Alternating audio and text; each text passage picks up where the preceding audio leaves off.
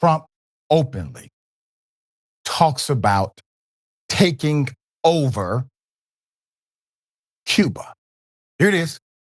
You know, all my life I've been hearing about the United States and Cuba. When will the United States do it?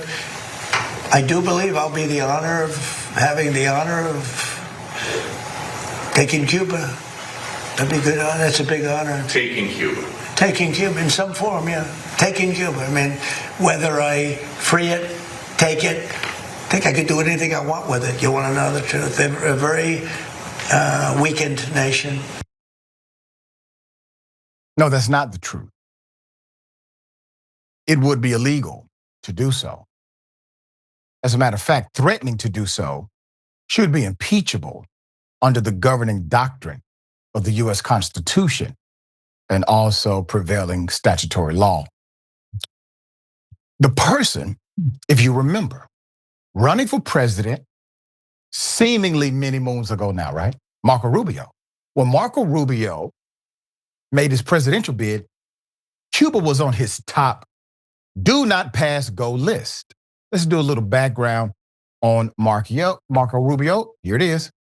In the mid-1950s, Rubio's family and mine emigrated from Cuba to the US. After Fidel Castro's revolution and Cuba's transition to communism a few years later, many well-off white Cubans came to Miami. Now, Rubio's family and most of mine weren't part of that wave. Both his father and my grandfather worked service jobs in Miami Beach during their early years in the US. But in the years following the revolution, both our families would come to see themselves as part of the Cuban exile community that reshaped Miami politics. Around the same time, the US government gave lots of Cuban immigrants, including Rubio's grandfather, a pretty clear pathway to citizenship and state assistance. Meanwhile, Cubans in Miami organized around overthrowing Castro. Anti-communism plus white privilege laid the groundwork for Cuban-American conservatism. If you have a party that is building sort of messages around anti-Blackness that is also promoting sort of this idea of being pro-business or pro-capital, Cubans could see where they fit in all that. That was still true during Rubio's childhood in 1970s Miami. And although his family moved to Las Vegas in 1979, Rubio was still heavily influenced by Cuban exile politics through his grandfather, including his support for Ronald Reagan and the right-wing guerrillas his administration illegally funded.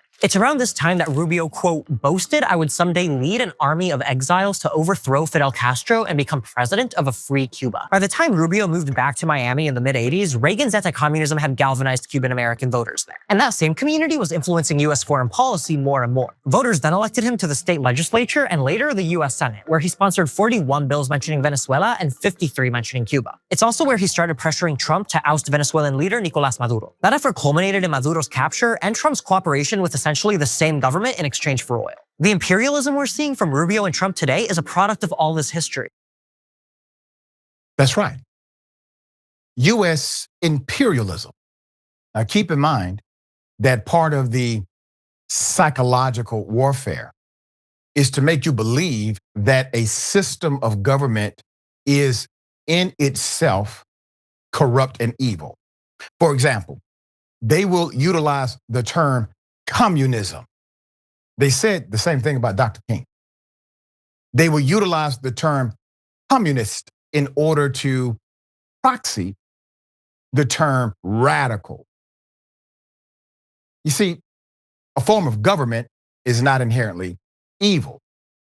Capitalism has committed more atrocity than communism ever had.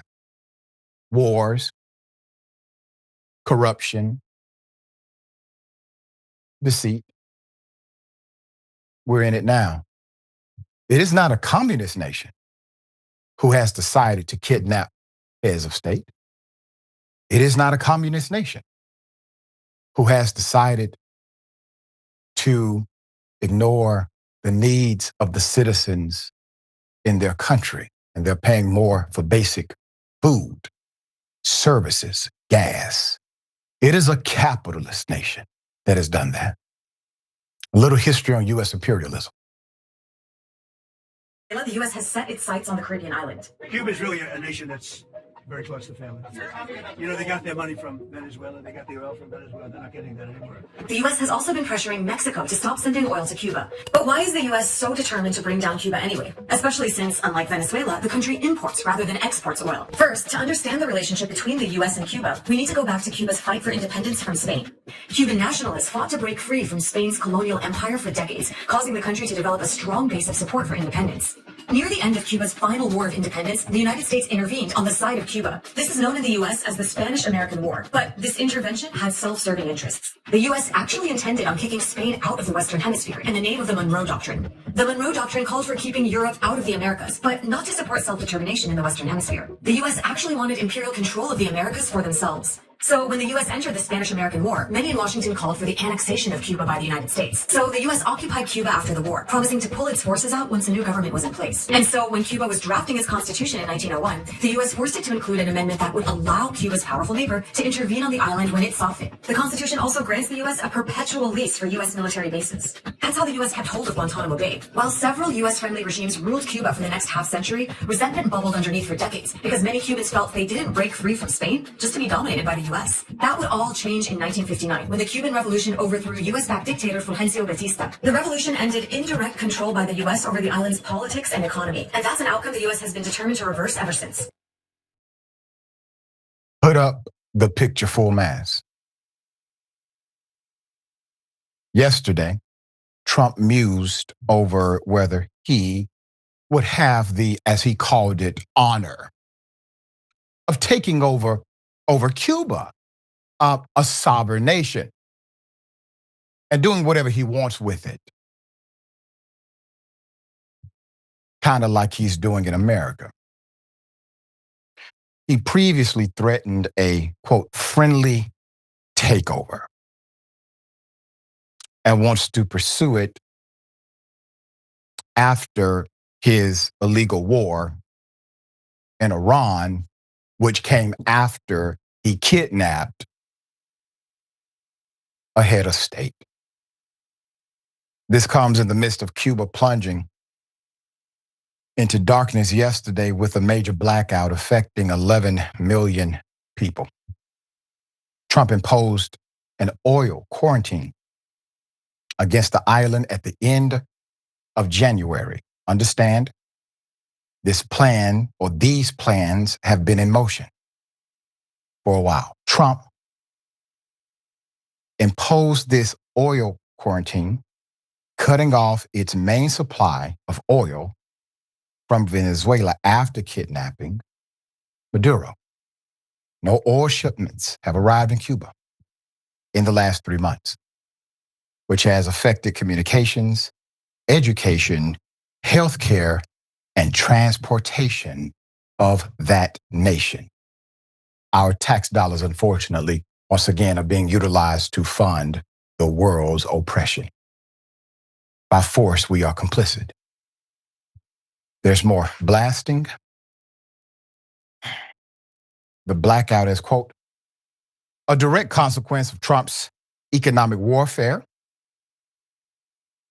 Manalo de los Santos of the People's Forum in New York City said on social media Monday that the U.S. has deliberately cut off fuel, spare parts, and equipment, crippling an already fragile grid.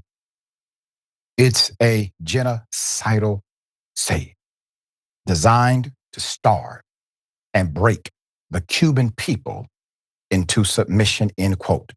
Shortly after Trump spoke, the New York Times reported that U.S. officials told Cuba to remove its president from power. What?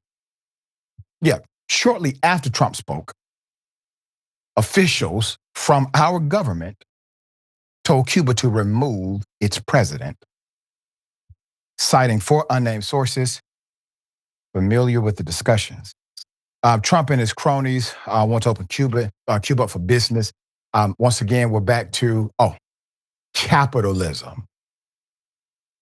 What makes a government corrupt? What makes a system of economy and social governance corrupt? Well, the administrators do.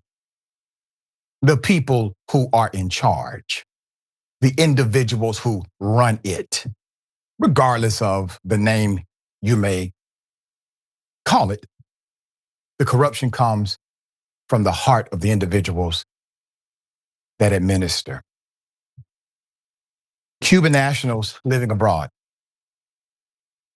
in places such as Miami will be allowed to invest in the private sector and own businesses in their homeland. The country's economic czar has told NBC News in an exclusive interview, Cuba, quote, Cuba is open to having a fluid commercial relationship with U.S.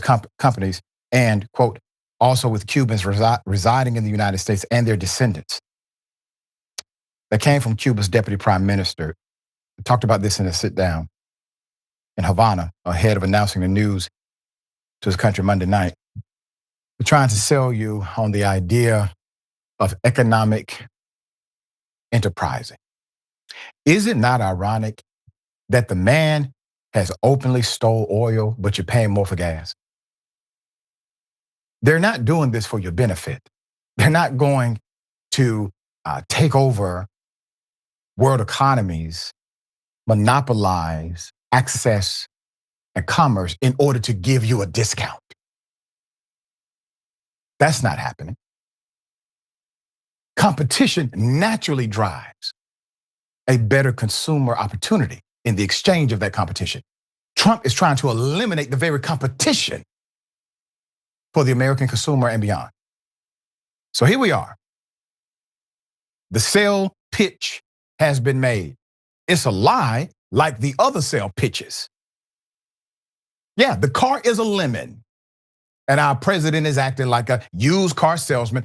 As a matter of fact, he actually did sell us a car. It happened to be a new Tesla on the White House lawn. This is the man you're dealing with. So now he's having the honor of doing what he wants to do with another nation, and you don't think this is about you. You don't think this is about America. You don't think this is about the people inside of this country. It is. If you stand by and say nothing and do nothing and act as if it doesn't bother you because it's not in your backyard. Understand this.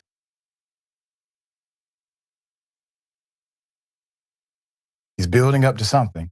You don't have to let him, because this is still a democracy. We still have rules of governance that he has to navigate. We still have the opportunity to not only save this nation, but other nations that America is adversely impacting. There's a very different reality here than what MAGA said they voted for. Democrats, those of us on the left, we never supported Trump. But those on the right, I never heard you say you wanted this. I never heard MAGA say they wanted the Venezuelan president. I never heard MAGA say they wanted to take over Cuba. As a matter of fact, I heard MAGA say less government intrusion. I heard MAGA say stay out of the affairs of other nations. All right. Dear brother, thoughts here?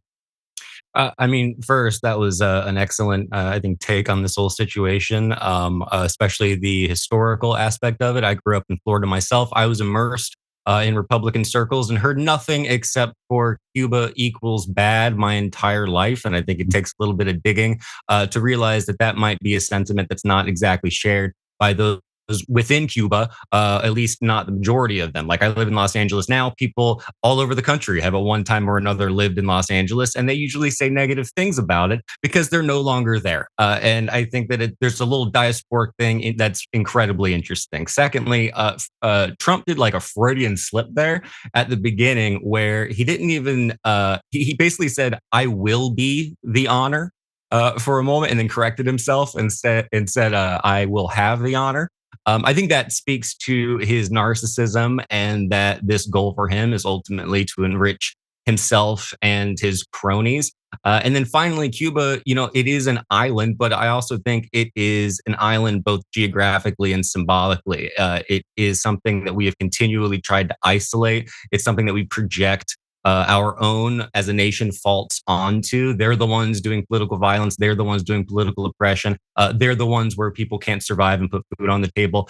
All of those problems are things we could be focusing on in this country, but instead we're projecting it outward and doing it so that a few more people can get a lot more rich. Very well said. Amazing. He believes, and some people who support him believe it as well, that he can fix other nations, right? He can fix them, but he can't even figure out how to get the cost of gasoline and eggs down in America. Okay. All right. We'll bring you updates as they come.